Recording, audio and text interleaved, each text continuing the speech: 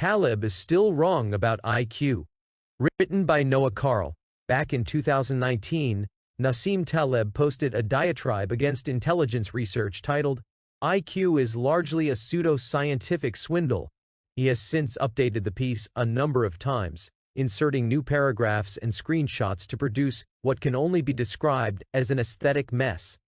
Less important than the aesthetics, however, is the science, which Taleb gets badly wrong. The central argument in the original version was that IQ mostly measures extreme unintelligence. Yet zero supporting evidence was provided. A few cherry-picked data points were added to subsequent versions, such as a table showing that the death rate from motor vehicle accidents in Australia flattens out above an IQ of 100. Taleb wants you to take his word for it that what's true of motor vehicle accidents in Australia is true in general. However, it continued to rely heavily on simulations and theoretical points. As evidence that the piece really was a diatribe, rather than a good faith critique, Taleb referred to racists, eugenists, people bent on showing some populations have inferior mental abilities. He also casually smeared Charles Murray as a mountebank. Ironically, just a few months earlier, Taleb had published an article on bigoteering, which he defined as a shoddy manipulation to force your opponent to spend time explaining why they're not a bigot. So Taleb says X is bad, and then a few months later does X himself. IQ is largely a pseudoscientific swindle has already been the subject of several rebuttals, including a particularly thorough one by Sean Last. However, I'd like to revisit the article, for two reasons. First, a number of relevant studies have been published since it was originally posted. And second, the damned thing keeps going viral on social media, most recently thanks to a fawning thread by self-proclaimed statistics person Kareem Carr.1. Taleb's flawed analysis. Before getting to the empirical evidence that refutes Taleb's argument, it's worth dealing with his flawed analysis. All versions of his article since March 2019 have included two charts taken from a 2007 paper by Jay Zagorski. These charts plot IQ's relationships with wealth and income in the National Longitudinal Survey of Youth, the same survey used by Richard Herrnstein and Charles Murray in the bell curve. Imgon line com UA221. 8. Wealth, left, and income, Raksu. IQ's relationship with wealth, left, and income, right, in one U.S. dataset. Source. In both cases, Taleb simply draws a horizontal line at $40,000, and notes that above the line there isn't much of a relationship. There is mostly noise. Needless to say, I'm not impressed. First, this will be true on a great many scatterplots, even when the correlation itself is quite strong.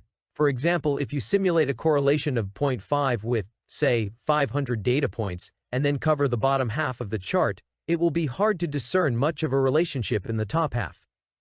This doesn't mean the relationship isn't there.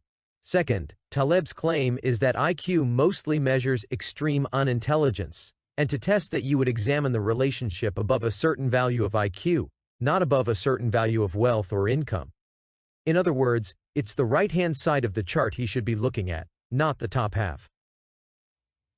Jonathan Pallison bothered to test whether the relationship flattens out, rather than relying on Taleb's path-breaking method of eyeballing the chart. Comparing the linear and locally weighted regression lines, he found no evidence that it does. Third, while the association between IQ and wealth is admittedly rather weak, the association between IQ and income is clearly visible on the chart. And it would be even more visible if the income variable had been log transformed, as it arguably should have been. Income is known to have a positively skewed distribution, so it is typically logged prior to analysis. Threshold effects? As mentioned above, Taleb's central argument is that IQ mostly measures extreme unintelligence. Fortunately, this is readily testable. And we've already seen that it is false in one of the few datasets Taleb actually cites in his article. Americans of high intelligence earn more, on average, than those of merely average intelligence. Two recent studies have tested Taleb's claim more rigorously. Matt Brown and colleagues examined the relationship between cognitive ability and various outcome measures in 4 longitudinal datasets.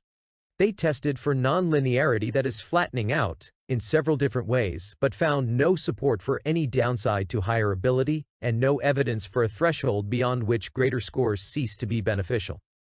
As you can see in the charts below, none of the lines become shallower, and several of them become steeper. Cognitive abilities relationships with income, top row, and education, bottom row. Lines are locally weighted regression lines. Source: a similar study was carried out by Spencer Greenberg and colleagues based on data from an online testing service. It again found that effects were similar across the whole range of IQ scores. Taleb has actually addressed the paper by Brown and colleagues in the latest versions of his article.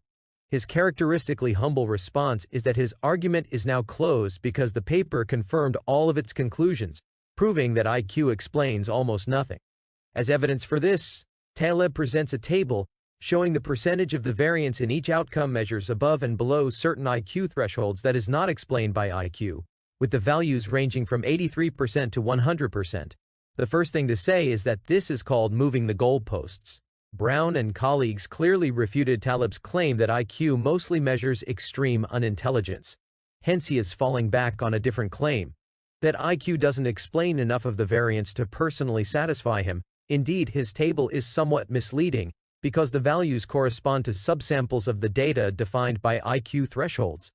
The overall percentages of variance explained by IQ are about twice as large as his table implies. See Figure 6 here. For example, his table implies that IQ explains 7% of the variance below an IQ of 112%, above is 12% above. Yet Brown and colleagues found that it explains about 26% of the variance overall. What's more, Brown and colleagues may have underestimated the strength of the associations between cognitive ability and some of the outcome variables. Income is notoriously difficult to measure accurately, which has the effect of reducing correlations with predictor variables. Further evidence that IQ remains predictive in the upper half of the distribution can be found in two recent Nordic studies. Mark Kuchnig and colleagues examined cognitive abilities relationships with wages and occupational prestige in Sweden. They ended up rejecting the claim that past a certain threshold having even higher cognitive ability does not matter. Bernd Bratsberg and colleagues performed a similar analysis for Norway and Finland, reaching the same conclusion. Average earnings percentile by the percentile of cognitive ability. The percentiles for cognitive score stanins are defined to be at the midpoint for each stanin. In Appendix A, we present a version of this figure with the earnings levels instead of percentiles. Average earning percentile by quantile of cognitive ability. Source: scientific accomplishment. Long before Taleb ever dreamed up IQ is largely a pseudoscientific swindle, there was overwhelming evidence his central argument. I'm referring to the study of mathematically precocious youth, which has followed cohorts of Americans who scored in the top 1% of the math stat at age 13.